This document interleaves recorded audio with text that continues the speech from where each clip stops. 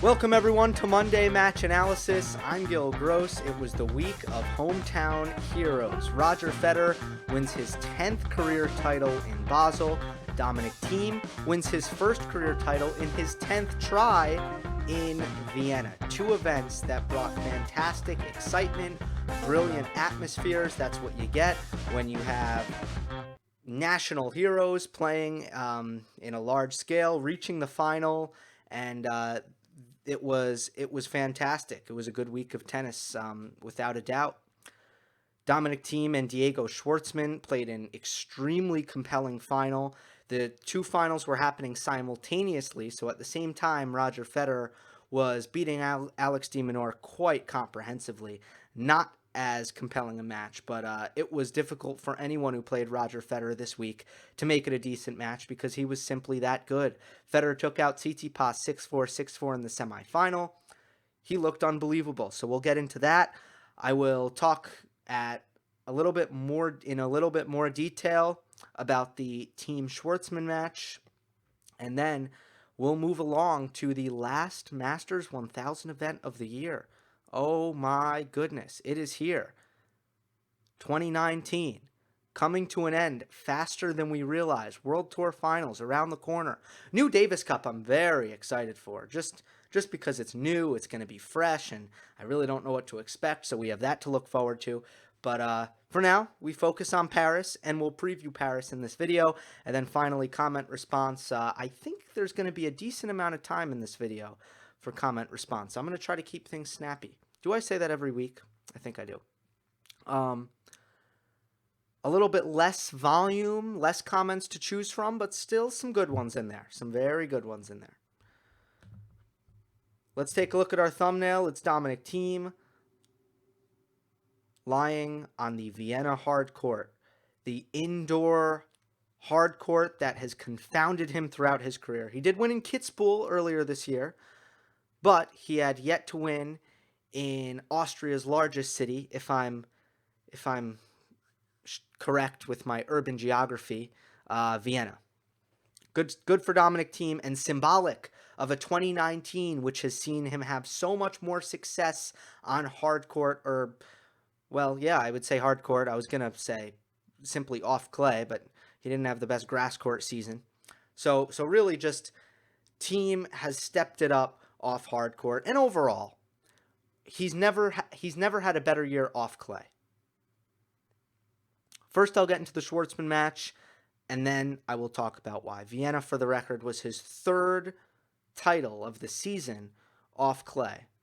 The 1000 in Indian Wells. This was a 500.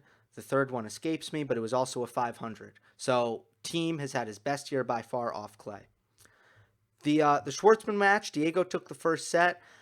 He was hitting it so clean from the back with so much depth, and he's able to take the ball on the rise and hit it so clean that he was rushing Thiem, and as a result, I feel like Thiem was a little bit slow to get in position and making a lot of errors off his forehand, getting pushed around a fair bit from Diego, but mainly it was the unforced errors from Thiem that Diego was just the more consistent player, but also doing quite a bit of damage off of both wings when it comes to forcing Dominic Thiem errors by rushing him with the strength of his ball. This was an instance of Thiem. I don't think it was really a tactical adjustment. I don't think Schwartzman dropped off, but Thiem really elevated in the second and third sets, and was able to play a lot better. From the baseline, things were fairly even throughout the match, and it was an unbelievable baseline duel to watch because both of these guys are so darn talented from back there. But the biggest advantage that stuck out to me for Dominic Thiem in the second and the third sets, where he got the better of Diego, was the second serve. And Thiem was basically able to open up any return point where Schwartzman was hitting second serves. He was mainly able to find his forehand, and he was mainly for the most part, I should say, able to tee off on Schwartzman's second serves.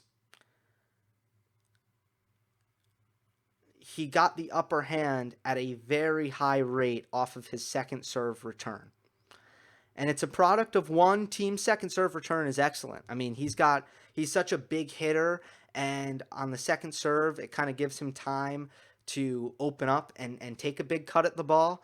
But Schwartzman's second serve it's not very big, his kick serve, and against this particular opponent, against Dominic Thiem, with the power he has, it really hurt Diego.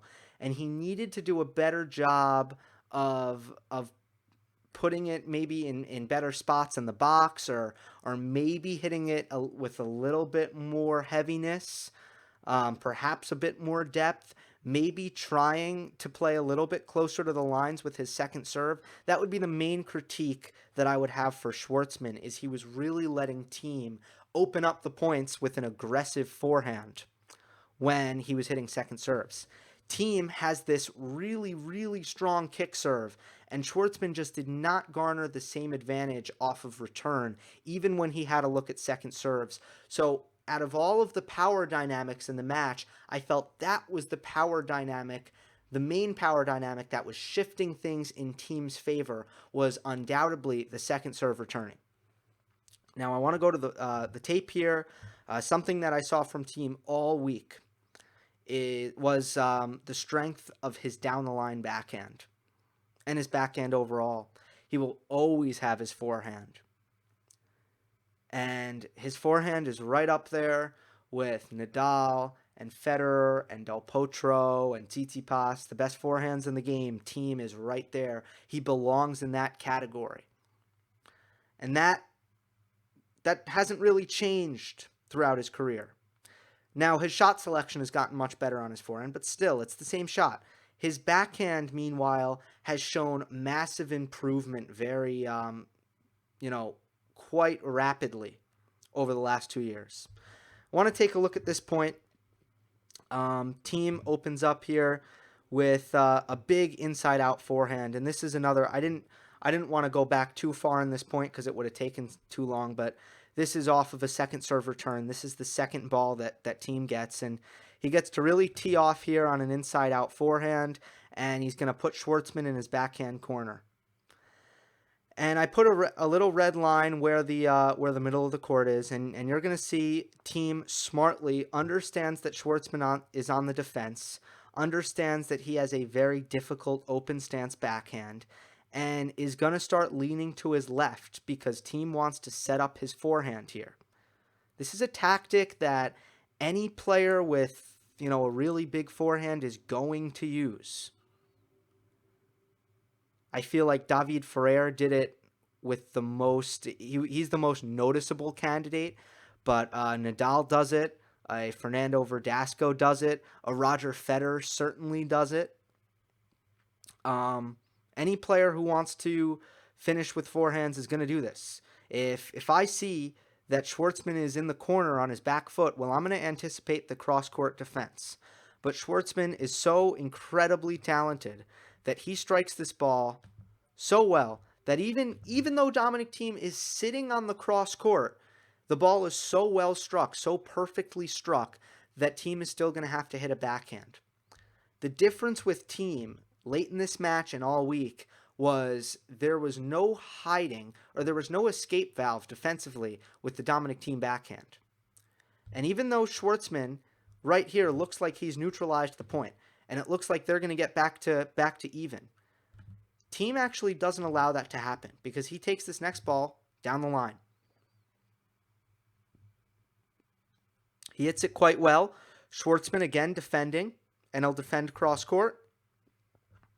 It's a little bit short though, this defense, and again, Thiem's going to go down the line. This time a clean winner.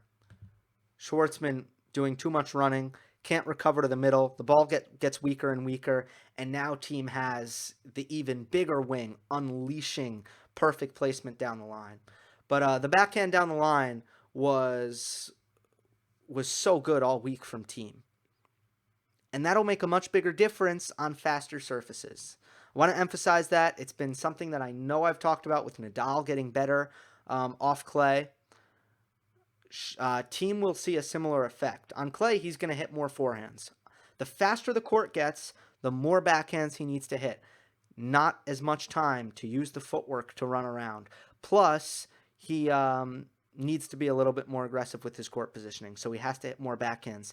This week, his backhand, placement-wise, total dual threat. So good with the backhand down the line, but also so good at recognizing when he needs to play safe cross-court. He needs to shorten up the swing. And that's been probably number one on my list of team improvements on faster courts. Shortening the backhand wing, playing it safe cross-court. There used to be a time in Thiem's career where if you played strong to his backhand, you were going to get errors on fast courts because he had this big, long, explosive backhand, and he just didn't know. And Shapovalov is still struggling with this. You have to be able to shorten the swing and play safe cross court. And guess what? When the ball's coming too quick, when Thiem can't shorten his swing enough, he has the slice. Now he has the slice. If the ball's coming quick and Thiem doesn't feel like he can get in position fast enough, he simply slices the ball. It's not the best slice. It floats a little bit. He's not someone who really sticks the slice nice and low. No, it's an average slice. But guess what? It's not an error. It's not an error. And Thiem is very, very fast. He can make up the ground. So it gets the job done. It limits his errors. It changes up the pace. It's like in baseball when a pitcher throws 95, but then when their fastball is 95 and their changeup is 80, it's really hard to get the timing right when you have that speed disparity. And the same thing is for Thiem, who hits his one-handed backhand as hard as anyone, and then he has this kind of slower floating slice. It disrupts rhythm. I don't think that's the primary purpose. I think that's a secondary byproduct of it. The main thing is that he has something that he's comfortable. He has a safe shot that he's comfortable playing when he doesn't have a lot of time. The big thing is that he's able to absorb pace off of his backhand wing. So mixing in the slice, shortening his strokes, that goes for his forehand. His forehand as well. He's learned how to shorten the strokes on faster courts. He'd rather swing long because he gets so much power, but sometimes he can shorten it, and he's learned how to do that. Take time away and finish at the net because his volleying is much improved. I've covered this already on the channel at various points, so I'm going to move on. But if you want a bullet point, because I know people will be talking about it this week, if you want bullet points, why is Thiem better on faster courts? Shortening his swing, mixing in the backhand slice, improving his court position, and finishing at the net. Nicolas Massu remains my coach of the year. He is my pick for coach of the year because he took a guy in Dominic Thiem who had incredible abilities with his athleticism, his forehand, and his kick serve, and is turning him into a well-rounded player. I always hesitate to give too much credit to the coach. The players have to put in the work, but I gotta say, the way Thiem is developed, Nicolas Massu is my coach of the year. Moving on to Federer. Good time to drink espresso. Moving on to Federer in Basel. The main thing I was thinking about watching his run this week was simply how much better he is at this point of year compared to where he was last year. Night and day. He won the title in Basel last year, but anyone who watched him knew he was 75% of where he can be when it comes to Roger Federer. His forehand is 10 times better right now. That's the number one thing, is the forehand, and the movement also looked so good this week. What was wrong with his forehand last year? Was it the hand injury? I don't know, but the only thing that I could really think about watching Federer roll through Tsitsipas, roll through de Minaur, was how much better his forehand is right now compared to the same time last year. But this is why Federer isn't really thinking about retirement.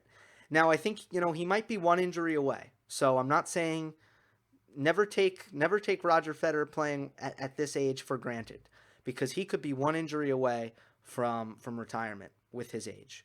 But the reason you can't be too concerned yet is right now he's still making improvements upon himself. He's not going down. He's not going in the wrong direction. He played so much better this week in Basel than he did last year in Basel. The level was incredible. He's also someone who I'm seeing a lot of aggression off of his backhand wing, hitting over his backhand. I think he feels really good about that shot right now. I think he feels quite good defending, moving really well, and hitting his forehand with tons of conviction at the moment. Decided not to play Paris. I think he's going to be a threat at the World Tour Finals with the way he played. That's all I got on Federer. Let us go to a preview of Paris, and then we'll get to comment response. We start with Novak Djokovic's quarter. The top seeds are Djokovic, Tsitsipas, RBA, and Schwartzman. This quarter it's weirdly the same as it was in Shanghai. You have Djokovic and Tsitsipas again, the top seeds paired together. You have de Minaur again in this quarter, and he was in a quarter with Tsitsipas and Djokovic last time. He remains my dark horse. This is still a good surface for him. Shanghai's a better surface for him, though. Paris, it never seems too overly speedy to me. It seems like it's a fair bit slower than Shanghai. Roberto Bautista Agut is right now 9th place in the race to London, so he could really use a win, but a tough draw with de Minaur possibly in the second round, as long as he beats Laszlo Djere, who he would be heavily favored against. De Minaur and RBA have played once. It was earlier in the Asian hardcourt swing, and the Demon waxed RBA. I think it was 6-2, 6-2. So an unfortunate draw for RBA, and he's on upset alert here. Fritz versus Tiafoe, round 1. I really like this matchup because you got to think that Frances Tiafoe is going to feel some extra motivation right now, because Taylor Fritz has kind of overtaken him as the promising American in this generation. By the way, Riley Opelka is coming on very, very strong, and he'll be a top 20 player, no doubt, in his career. But Tiafoe has had a difficult season, and it's good to see the two young Americans facing off and see who gets an upper hand in that matchup. But I have Djokovic coming through this quarter. I don't think we'll see a repeat of Shanghai. Tsitsipas, I would say, is on fatigue watch. He's now played 2 weeks in a row. Did he play the week before? He may have played the week before. I will check on that. In the meantime, Daniil Medvedev's quarter, he has Dominic Thiem, he has David Goffin, and he has John Isner. Daniil Medvedev grew up in Paris, trained here for most of his career, or most of his young career, I should say, as a tennis player. So he's very comfortable in the city. He speaks French. So that's one thing that is underratedly can be a factor for players and their comfort level in a given city. Dominic Thiem, I don't feel like this court is too fast for him, and I still think that there is such thing as too fast for Thiem, which is why the dark horse, I have Milos Raonic. Raonic will face Thiem in round 2. It's also my early popcorn match, and the thing to watch out for in that one is Raonic will definitely test Thiem's backhand return. which to me has always been a question mark on speedier surfaces. Again, this is, I think, a medium speed court, but Raonic has such a big serve that I will be interested to see how Thiem's backhand return did. For example, I mean, I predicted Thiem's first round loss in Wimbledon to Sam Querrey because I knew that Querrey was going to be able to serve really big into Thiem's backhand and come to the net a lot on a slick, first couple days at Wimbledon grass court. So Thiem's backhand return is going to be tested in this one, big time. I do think he gets through the Raonic test. Raonic is coming back from injury. He nearly ended his season. He nearly had surgery, Milos Raonic, but he decided to go for an alternative treatment, if I'm not mistaken, and recovered faster than normal. So Raonic kind of thought he might be done for the year, but he's back. In one respect, he's playing with house money. In another respect, he's probably not back to 100%, so I do favor Dominic Thiem. But in a meeting with Daniil Medvedev, I will favor Medvedev. I'm not going to get into the X's and O's of that match. I thought about it, but we got to get to comment response. Alexander Zverev's quarter. I know I said I was going to look something up a couple moments ago, but I completely forgot what it was. Oh, did Tsitsipas play before? Yeah, I'll try to look that up while I'm talking. Roger Federer withdrew from this tournament, which means Zverev is the 6th seed, but he actually gets his own quarter. Let's see. Tsitsipas played Beijing, then he played Shanghai, and then he played... and then he also played, I might botch the pronunciation. He also played Zhuhai? I don't know if I'm saying that right. Yeah, Tsitsipas is on fatigue watch. Fatigue watch for Stefanos, and he needs to start playing less. He really does, because this is not sustainable. For Medvedev, I notice a lot of people are saying, "Oh, Medvedev is playing too much." Even though he did withdraw, he withdrew from a tournament recently to rest up, which was smart by him. But Medvedev didn't know he was going to be doing this much winning when he made his schedule. Tsitsipas, he has to know by now, and he should have known last year, that come this time of year, he should be taking more weeks off. So that's another reason why I'm going to have Djokovic beating Tsitsipas in his quarter, because I think fatigue will be a concern here. So Zverev's quarter, it's almost barren. There's like no seeds in this quarter. It's just Zverev, Fognini, and Monfils. I have Monfils coming through. He's been very impressive on hard court. It's good for him that it's kind of a slower hard court that helps Monfils, gives him some more time, makes his defense a little bit stronger. And he's played some really impressive hard court tennis at times this year. I think that he'll step it up in front of his home crowd, and I think he makes the semifinal here of a Masters 1000 tournament. It feels right to me. He has the draw to do it. My dark horse is Shapovalov. Let's see who Shapo plays, just to refresh myself. Shapo plays Gilles Simon, so another Frenchman. And then the winner of Simon and Shapo play Fognini. So that's also a nice draw for Shapo. Slower hard court is the best surface for Shapovalov. And indoor conditions, I feel like Shapovalov should like indoor conditions because it gives him an opportunity to be precise. And the cleaner the tennis is, the better it is for Shapo's aggressive style of play. Upset alert, Fabio Fognini. No real rhyme or reason. I just think if he plays Shapo, I think Shapo has a good chance to beat him. Zverev, Verdasco, early popcorn, round 2. Who's going to hit less double faults in that match? That's the question. I have Zverev, though. Verdasco loves attacking the righty backhand, wins a lot of matches that way, and we know how solid Zverev is off that wing, so I got Sasha in that one. Just a quick tactical nugget there. Nothing too complex, obviously. Number 2, Rafael Nadal's quarter. He is back, so him and Federer switch places. From Shanghai to Paris, they kind of swap. And Nadal has a fascinating quarter, by far the most interesting quarter of this tournament. Khachanov, Berrettini, Wawrinka. There's also Tsonga in this quarter. Cilic is in this quarter. Struff is in this quarter. Notice something? Wawrinka is in this quarter.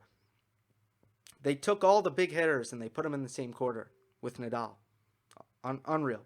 Yeah, I mean, this is such a deep quarter. I mean, I just feel like everyone in here has a very big, threatening game. Nadal is so good at coming off vacation. He's just been married. He said he took one day off after getting married. He took one day, and then he was back to work, back on the practice courts. So if anyone's wondering, is marriage going to be a distraction? Is he going to come in out of shape? That's almost never a problem with Nadal. It's just not his nature. So Nadal will be ready. He's so good when he takes a break and he comes off layoffs. He always plays really good tennis coming off of breaks. So I don't think rust is a concern. I don't think marriage is a concern. And congratulations to Nadal and Maria on that one. The only thing that's threatening for Nadal is a lot of really, really big hitters. And on an indoor hard court, it's a lot easier for big hitters to keep the errors down. And we saw that with like Karen Khachanov last year, who's also in this quarter. We'll talk about Nadal in indoor hard courts. I think there's some questions on that in the comments. My dark horse is Tsonga, who just impressed me today. I'm kind of cheating here because I do this on Monday and the tournament's already started. That's an impressive win over Rublev because Rublev is playing really good tennis, and Tsonga is doing his thing here, serving, getting to the net whenever he can, hitting his forehand big, hitting it flat, and not doing too much on his backhand because he knows exactly what that shot is, and it's just a pedestrian shot. Upset alert, Karen Khachanov. Lots of pressure. That's it. Lots of pressure and not great form. It's always difficult when the confidence level doesn't match the expectations and the pressure. It's always a dangerous position to be in. And Khachanov doesn't have a kind draw either. No one in this quarter has a kind draw. Literally no one. Early popcorn, Wawrinka and Cilic. Cilic beat Hugo Humbert pretty comprehensively earlier, which is a really nice win for Marin Cilic in his down 2019. He takes on Wawrinka. Winner faces Nadal. So that should be a lot of fun. Let's go to the final weekend. Djokovic over Medvedev in 3 sets. Eventually, Medvedev is going to lose. I'll keep it simple there. Nadal over Monfils in 2 sets. This is a really tough matchup for Monfils. It always is, and I like him to make the semis, but I don't like him to make the final. And then this was the final I went back and forth on, Djokovic or Nadal. I did consider Nadal in this spot, especially because Djokovic, if he gets Medvedev, it's kind of tempting to take Nadal because that's going to be a physical match, and there's not going to be rest. And if Nadal has Monfils, I'd be pretty certain that Nadal would come in fresher. But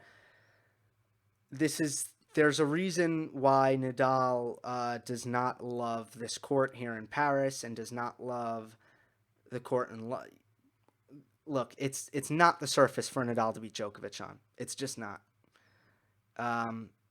Most of that is due to the bounce, the low bounce, which really allows the ball to stay in Djokovic's strike zone, where normally Djokovic has to do a lot of hard work. When he's on clay, Djokovic has to do a lot of hard work to try to hang with Nadal when the ball is bouncing above his shoulders out of his strike zone.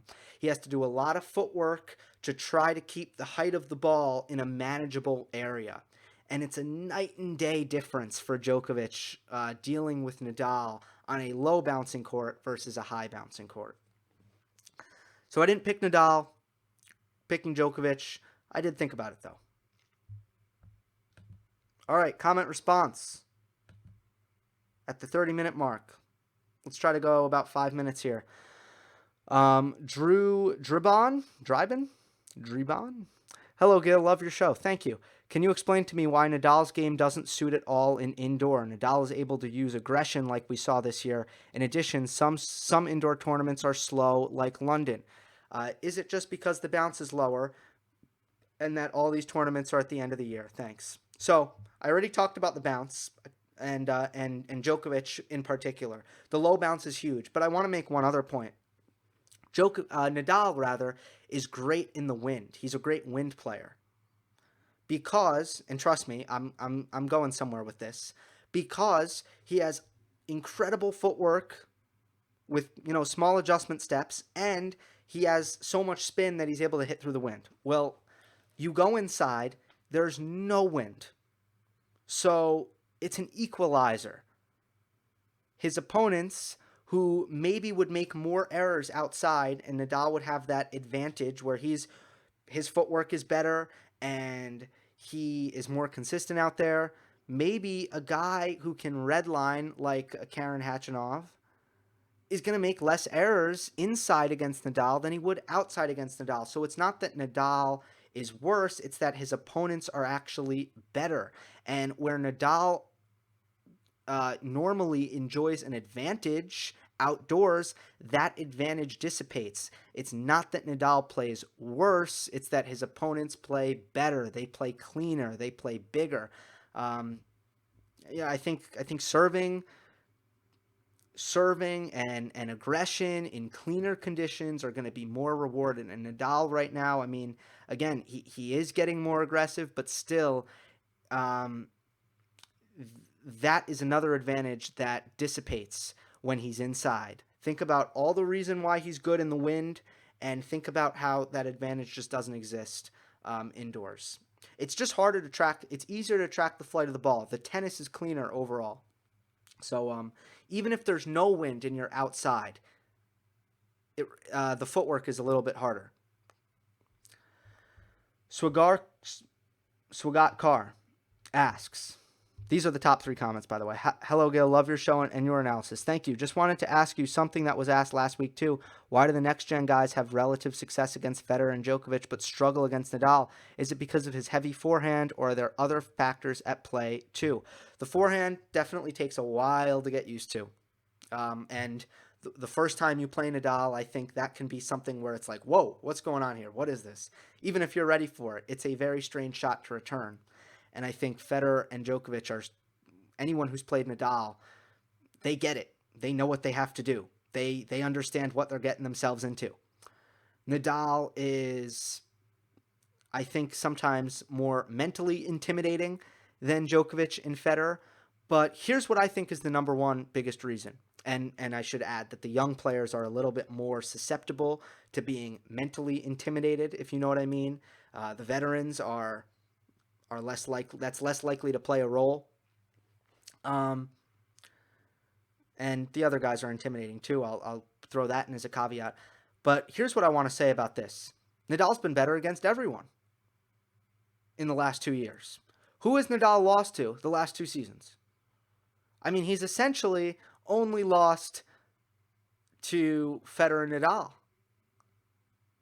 Lost to Tsitsipas in Madrid. I mean, he lost early on in the clay court season when he wasn't healthy, he wasn't 100%. If you look at the last 2 seasons, Nadal isn't losing. So you ask a question like, why is Nadal beating the next-gen players with more consistency than Federer and Djokovic? The real answer might be Nadal is beating everyone with more consistency compared to Djokovic, who has had more ups and downs with his game, less consistency, and Federer, where you can say the same thing. Say the same thing about Federer and his ups and downs, whether that has to be with confidence or health or whatever it be. Ryan Locke asks, should Tsitsipas have achieved more in his career so far, given that he's only won 3 titles at the 250 level? Where in his game should he be looking to improve? Tsitsipas continuously needs to get stronger on his backhand. He needs to improve in the same areas where Thiem has improved, where when he's put under pressure on his backhand side, He needs to get better at shortening things up. His slice is not good, so he's not very good at using that as a plan B when he's rushed on his backhand side. His serve, I think he can get more out of his serve. He kind of falls to his left. I'm wondering if Tsitsipas' serve can be bigger, if it was technically a little bit more sound. So I think there's technique improvements to make there.